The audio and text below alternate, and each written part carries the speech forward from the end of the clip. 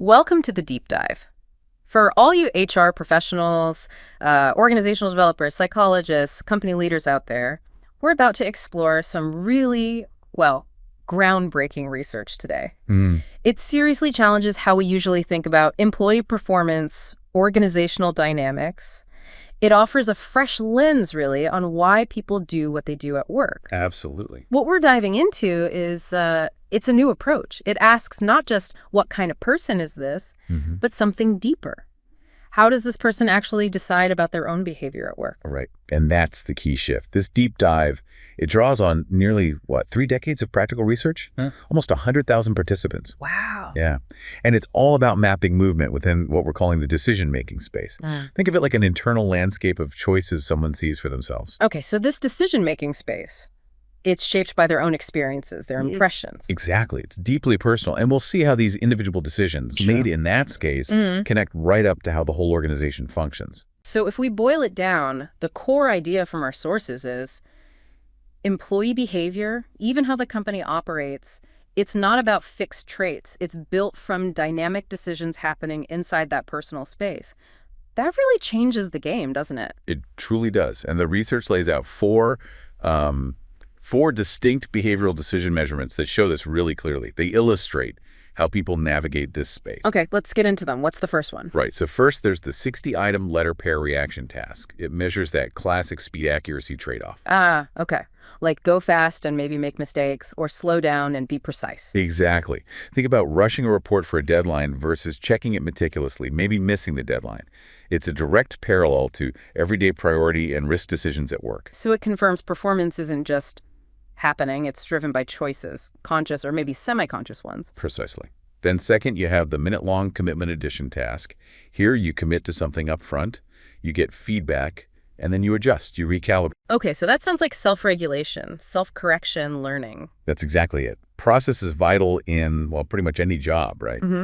It shows how you choose to adapt your effort within your sort of personal commitment zone. Makes sense. What's number 3? The third is the 9-minute calculation task. Now, this one's different. It's not about hitting external targets. It's about your internal standards. Oh, interesting. So how much effort do I choose to put in? Right. It's a measure of persistence, that internal drive, personal responsibility. It reveals how you decide about effort when, the only boss is you, essentially. Okay. Now, this is where you said it gets really interesting and quite different. The fourth one, the repertoire grid method. This shifts the focus. How? Yeah, it shifts dramatically away from just the individual's actions to the wider organization. It basically asks a crucial question for any leader. Who in your team feels they directly influence key organizational results? So it's not just if they have influence objectively. No, not just objectively. It maps their subjective sense of control, how they perceive the whole system of internal collaboration. Okay, give me an example. Well, imagine someone finishes a task. The first 3 assessments tell us how they chose to approach it, right? Speed, accuracy, effort. Right. The repertoire grid then asks, okay, do they actually believe completing that task genuinely moves the needle on, say, company revenue? Or does it feel disconnected? I see. And if they feel disconnected? It can crush motivation. It's all about how they experience the consequences of their actions within that bigger organizational decision framework. They feel their choices matter system-wide. So let's tie this together. The first 3 tasks look inward, an individual's decisions about their own behavior, their personal decision space. Correct. Very internal. But the repertoire grid looks outward, how they perceive their influence within the system, mapping their place in the collective decision space. That's a really key distinction. Precisely. It shows us that understanding behavior, understanding the organization, means looking at the decisions people make, decisions rooted in their unique view of the world, their experiences. So we get the micro-individual performance and the macro, how they see their role and others' roles affecting the collective results, their whole decision territory. We got it. Which means if we want to actually influence things like leadership effectiveness or retention or performance, just tweaking KPIs or rules might not cut it. Probably not, no. You need different tools that actually target those individual experiences, those impressions, those internal decision processes we've been talking about. So what you're saying is if we're only tracking the outcomes, the KPIs, we're completely missing the engine behind it all, the human intent, the choices. That's a great way to put it. These aren't your classic work psych tests measuring static traits like, are you an introvert? They're behavioral decision measurements. They explore how a person decides to act at work. It's a powerful shift, then, away from what kind of person are you, towards how do you decide to behave within your own perceived space of possibilities. Exactly that. So what does this mean for you listening right now? Well, it means by focusing on these dynamic decisions, the ones employees make based on their personal take on things, we unlock really new ways to understand motivation, performance, even organizational alignment.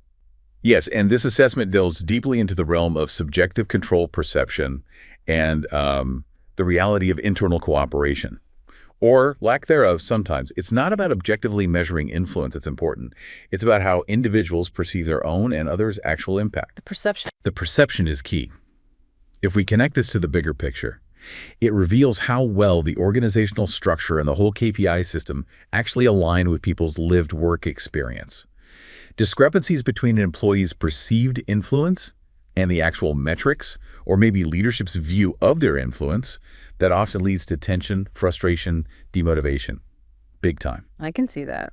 It's powerful because it maps the experienced action space of individuals, how they interpret their own and others' scope of influence within the organization. This helps uncover those silent bottlenecks or maybe unacknowledged dependencies that your formal org charts simply cannot capture. That's fascinating. So it's almost like an organizational MRI, isn't it? Revealing not just the formal structures, but the felt experience of influence within them. It makes me wonder, have you seen instances where this grid reveals completely unexpected disconnects? Between what leadership thinks is important or influenceable and what employees feel they can actually impact, maybe leading to a breakdown in, say, a change initiative. Oh, absolutely. All the time. We often see situations where leadership believes certain KPIs are clearly within a specific team's control. Yet, the grid reveals that the employees on that team feel pretty powerless over them, often due to systemic issues or cross-departmental dependencies they can't control. Like what? Well, for example, a sales team might feel they have almost no control over a KPI, like customer satisfaction, if, say, persistent product quality issues, which are managed by a completely different department, are the primary driver of customer complaints. Ah, okay. Makes sense. So this disconnect explains why initiatives to boost those KPIs might fail. It's not necessarily because of a lack of effort from the sales team, but because their perceived action space is fundamentally misaligned with the intended influence. The levers they can pull don't connect to that outcome in their experience. It's a direct route to understanding the real friction points in cross-functional cooperation and figuring out where leadership interventions really need to be targeted to make a difference. Okay, so these 4 assessments cover a lot of ground. Individual decisions about speed versus accuracy, self-regulation and goal setting, internal drive, and persistence. And finally, that perceived influence within the broader organizational structure. What's the unifying insight here? What connects them all and ties this whole methodology together? Well, the connecting strength is quite clear, I think.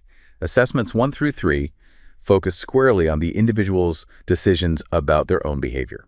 Are they fast or accurate? How much do they commit to? How persistent are they? How seriously do they take the task? That's all an internal decision-making space. The repertoire grid method, assessment 4, however, looks at decisions based on an individual's impressions about the influence of themselves and others.